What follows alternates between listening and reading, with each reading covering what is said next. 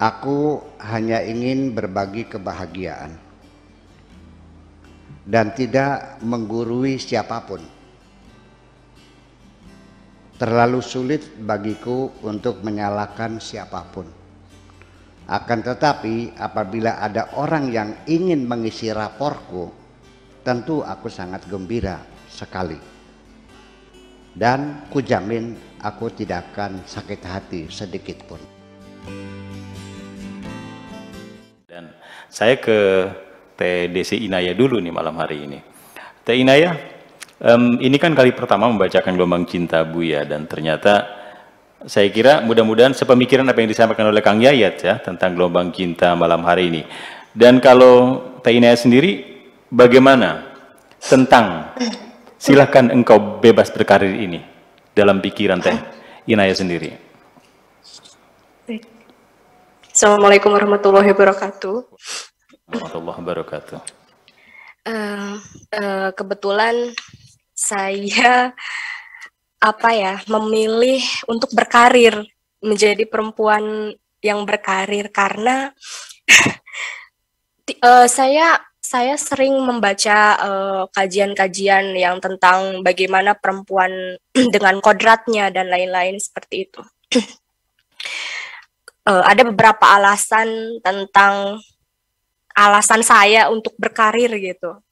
Alasan saya untuk berkarir dan ingin berkarir karena di sini ada kalimat yang menjelaskan tidak ingin tidak ingin menyusahkan suami begitu.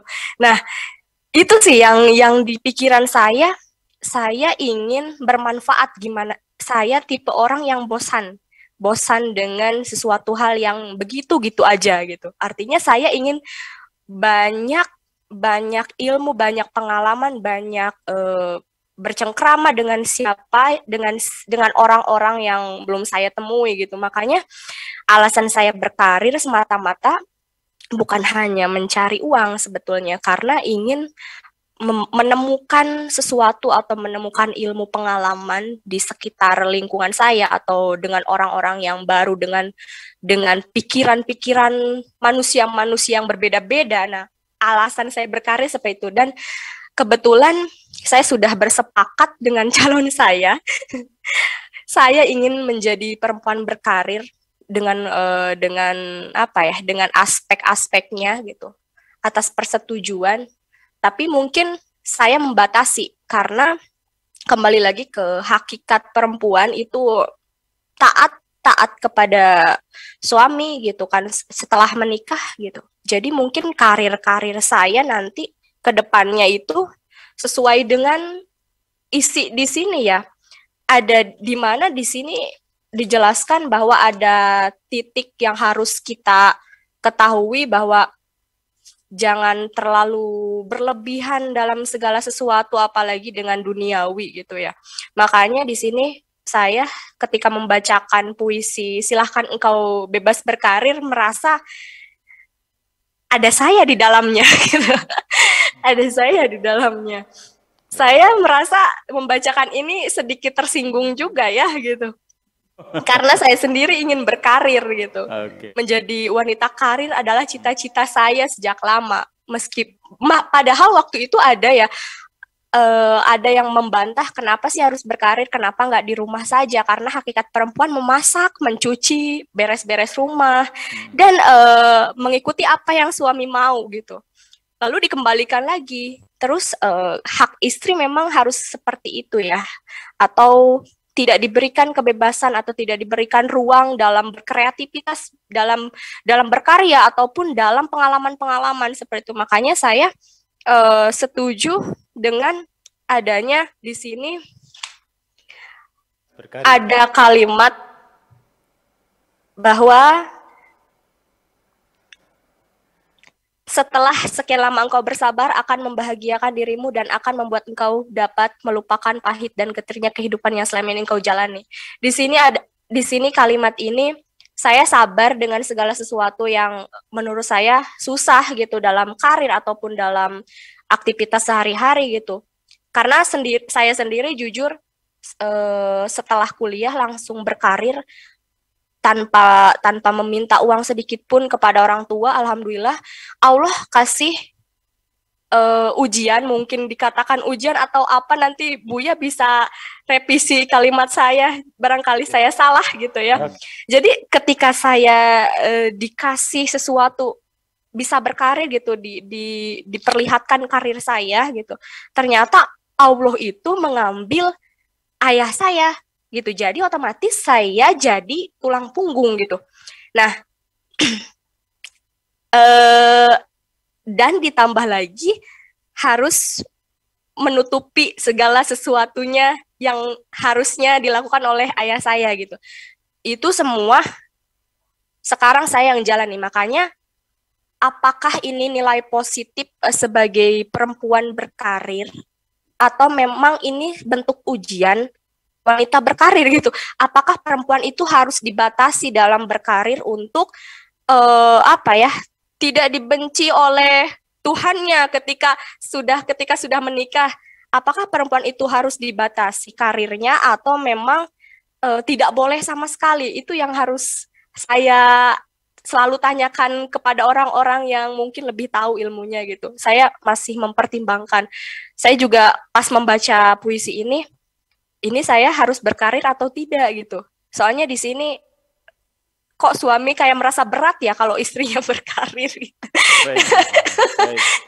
Jadi saya akan tanyakan ke Buya gitu, apakah perempuan itu hakikatnya perempuan harus selalu taat kepada suami dan diam di rumah seperti zaman dahulu kala gitu, ataukah memang di era zaman modern seperti sekarang, apalagi saya yang tidak bisa ketergantungan oleh orang lain, apalagi dengan laki-laki gitu, bisa berkarir sesuai dengan kemauan saya gitu. Karena bagi saya berkarir itu adalah memperdalam pengalaman, memperdalam ilmu pengetahuan, dan bisa bermanfaat untuk orang lain. Nah, itu mungkin ya yang saya bisa sampaikan dan saya tanyakan kepada Buya. Terima kasih. Baik. Wassalamualaikum warahmatullahi wabarakatuh. Waalaikumsalam warahmatullahi wabarakatuh. Penjelasan dan sekaligus juga pertanyaan kepada Buya. Ya, di Gelombang Cinta Silakan Engkau Bebas Berkarir ini, di dalamnya ada netralitas, kemudian juga keikhlasan, dan juga tentang karir. Tadi begitu dalam, Teh Inaya ini berbicara tentang karier, bahkan kemudian juga timbul rasa ragu-ragu ketika nanti menikah dengan suami, apakah saya masih boleh untuk berkarir. Tapi satu lagi Buya, ada kalimat yang menggelitik buat saya di Gelombang Cinta ini. Perempuan lebih cepat menua. Ini. Ya. Mohon dijelaskan Buya. Iya, saya ingin mengatakan pada Mbak Inaya bahwa ketika bapakmu meninggal dunia, itu bukan ujian dan juga bukan musibah ya, tapi masuk dalam kerangka besar logika kehidupan seperti itu. Setiap Tuhan memberimu sesuatu, pasti ada sesuatu yang diambil darimu. Ketika Allah mengambil sesuatu darimu, pasti Allah akan memberikan sesuatu kepadamu. Orang yang tidak diberikan uang banyak, ya, rezekinya sedikit pas-pasan, harus banting tulang pers keringat.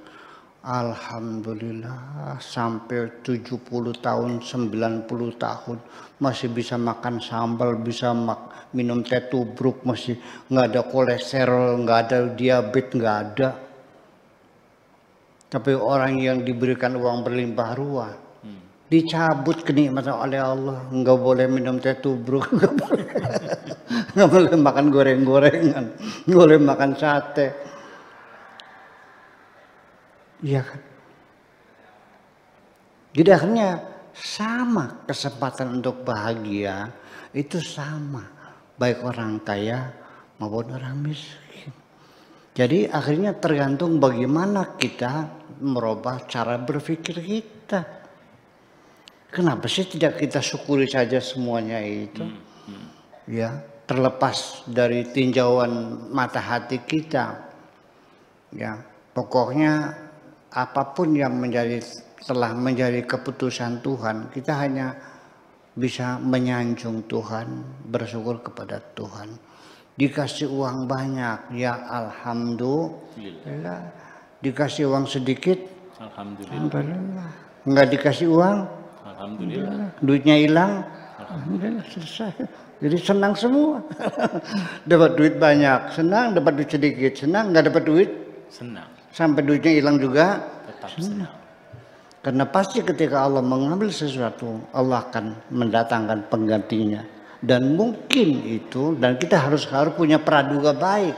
Mungkin Allah akan memberi kita yang lebih baik lagi. Seperti mobil inventaris yang sudah usang, yang sudah sering mogok, diambil oleh perusahaan, diganti dengan inventaris yang baru. Jadi apa yang hilang tidak usah kau sedih. Ya, itu logika kehidupan secara umum adalah seperti itu. Kemudian lagi, ini kan ada persyaratan, silakan berkarir tapi jangan di bidang politik dan jadi pegiat sekterianisme. Karena nanti ujungnya bertengkar. Orang yang bersekte juga bertengkar, berebut surga. Bagi saya, Anda ingin masuk surga, silakan. Anda yakin masuk surga, silakan. Tapi jangan melarang orang lain masuk surga. Memangnya surgamu? Haram masuk surga. Memangnya surgamu? Engkau aja belum tentu masuk surga kok. Iya, bulu roma saya masih meremang-remang. Saya ini nantinya bakal selamat atau tidak, saya tidak tahu kok. Iya, makanya itulah selalu dalam kekhawatiran saya. Jangan buru-buru mengklaim saya pasti masuk surga. Memang surganya siapa? Karena amalmu nggak ada alasan bahwa surga, ketika engkau masuk surga, itu bukan karena amalmu. La yadkhulu ahadukum bi'amali. Tidak ada seorang pun yang masuk surga berdasarkan amalnya. Ketika Anda masuk surga, lalu ditanya oleh malaikat, loh, Anda bisa masuk surga ya? Iya. Sebabnya apa? Karena aku dulu waktu di dunia rajin sholat, banyak sedekah, tiap tahun naik haji. Dengan bangganya dia menyebutkan amal-amalnya, langsung dicengkeweng, dilemparkan keluar surga oleh malaikat. Sombong banget sih. Ya itulah makanya. Jadi sampai Nabi juga ditanya oleh para sahabat, wala anta ya Rasulullah, termasuk engkau juga tidak bisa masuk surga berdasarkan amalmu. Wala ana kadzalika, aku juga demikian kok. Andai kan aku masuk surga, bal bi fadlihi wa mannihi, semata-mata hanya karena anugerah Tuhan, bukan karena amalku. Jadi artinya bahwa dasarnya dari mana engkau yakin masuk surga? Wallahu a'lam. Wallahu yakhtassu bi rahmatihi may yasha. Allah akan memberikan rahmatnya kepada siapapun yang dikehendakinya. Itu. Kemudian ini ada dua persyaratan yang tadi saya katakan, jangan berpolitik dan jangan sebagai pegiat sekterianisme. Ini saya jujur saja, ini sebetulnya nasihatkan sangat subjektif sebetulnya. Sangat subjektif sekali ya. Jadi ini mah sebagai satu alur cerita bahwa ini adalah subjektif. Ya tidak juga lah ya. Sebab bagaimanapun juga kita tidak bisa melakukan perubahan dalam kehidupan bernegara kalau tidak melalui jalur politik juga. Ya kan begitu. Ini mah untuk orang yang mencari kenyamanan untuk dirinya sendiri, ya jauhkan diri dari politik praktis itu. Ya silakan Anda pandai politik ya silakan, tapi jangan berpolitik praktis artinya sebagai politisi, kemudian juga sebagai pegiat sekterianisme. Jadi di ujungnya bertengkar juga sih. Ya. Kemudian perempuan berkarir bukan sekedar tidak merepotkan suami. Secara undang-undang, baik itu undang-undang negara atau undang-undang alam semesta atau juga undang-undang hukum Islam secara khusus, itu sudah menjelaskan bahwa sang suami berkewajiban memberikan nafkah kepada istrinya, muasyarah bil ma'ruf, nafkah lahir dan nafkah batin. Jadi artinya didesain dalam syariat Islam perempuan menerima nafkah, lelaki yang memberikan nafkah. Apabila setelah kita ijab qabul, lalu kan ada pembacaan sighah ta'liq dan tolak. Apabila selama 3 bulan berturut-turut ya tidak memberikan nafkah, maka jatuh talak 1 apabila permohonannya diterima di pengadilan. Artinya berhak mengajukan gugat cerai. Itu hak perempuan nafkah. Bukan persoalan itu yang saya maksudkan berkarir itu boleh itu. Ini untuk mengangkat martabat perempuan yang selama ini saya melihat masih dinistakan sesungguhnya oleh kita sendiri. Perempuan itu tiang wingking, perempuan itu orang belakang, bagian dapur. Perempuan itu hanya kelas 2 masyarakat, sebagai pelengkap penderita posisinya. Ya, artinya ibadahnya hanya nurut kepada suami, dan suami kalau berselingkuh lagi harus diizinkan dengan perselingkuhannya, dan itu hak laki-laki dan perlu harus menaruh barang siapa. Ini dalilnya saya nggak tahu tuh dari mana tuh, gini bunyi terjemahannya: barang siapa seorang perempuan merelakan suaminya kawin lagi, maka pintu surga dibuka lebar. Enak banget ya. Iya. Nah, kalau seorang istri punya pil di sate, persen enggak? Ketangkep basah lagi dengan pilnya di sate, atau dipecel sekalian. Tapi kalau sang suami berselingkuh, kawin lagi, itu sunnah Rasul. Ini persoalan martabat persoalannya. Dan perempuan berhak untuk tidak mau dimadukan. Ya, semua juga berhak untuk berusaha. Ya, siapa bilang perempuan tidak boleh berusaha, tidak boleh berkarir? Itu mah di Arab Saudi. Perempuan tidak boleh dagangan tuh. Nggak ada perempuan dagangan di sana. Iya, naik mobil aja baru sekarang diperbolehkan kok. Nah itu. Dan sesungguhnya yang menjadi persoalan adalah saya ingin melihat perempuan merdeka. Perempuan punya hak untuk menentukan masa depannya sendiri. Yang bisa kita sebut dengan self-determination. Hak untuk menentukan nasib sendiri. Nah sekarang kalau perempuan itu ketika menikah harus pakai wali. Artinya kalau wali tidak setuju bisa nikah enggak? Enggak kan? Berarti perempuan merdeka belum? Kalau dia belum bisa menentukan masa depannya, ditentukan oleh orang lain, berarti perempuan sampai sekarang belum merdeka. Masih dalam jajahan lelaki. Iya, kita jujur aja. Nah sekarang bagaimana? Ketika perempuannya berkarir dan dia mendapat penghasilan juga. Saya katakan, suaminya bekerja, dapat gaji, istrinya bekerja dapat gaji. Karena status awalnya suami berkewajiban memberikan nafkah dan istrinya bisa mencari uang sendiri, maka ketika suami dapat duit, itu duit berdua. Rezekinya suami adalah rezekinya suami istri. Tapi kalau rezekinya istri adalah rezekinya istri. Jadi kalau semuanya perlu uang, pinjam dong. Kesulitan sih, bermaterai 5.000. Iya, dan dikembalikan lagi. Nah di sini martabat perempuan itu yang lebih penting ya. Bagaimanapun juga, kemudian harga nilai jualnya juga mahal. Perempuan yang berkarir itu.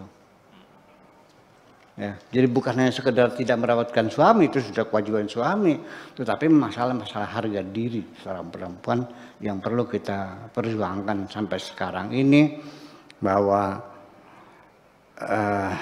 masih perempuan sebagai kelas 2 dalam masyarakat, yang wingking, ya, sampai keluar rumah saja tidak diperbolehkan. Di Afghanistan itu perempuan tidak boleh keluar rumah, sampai akhirnya sekolah-sekolah untuk perempuan ditutup karena perempuan tidak boleh keluar rumah. Bayangkan, harus ada muhram.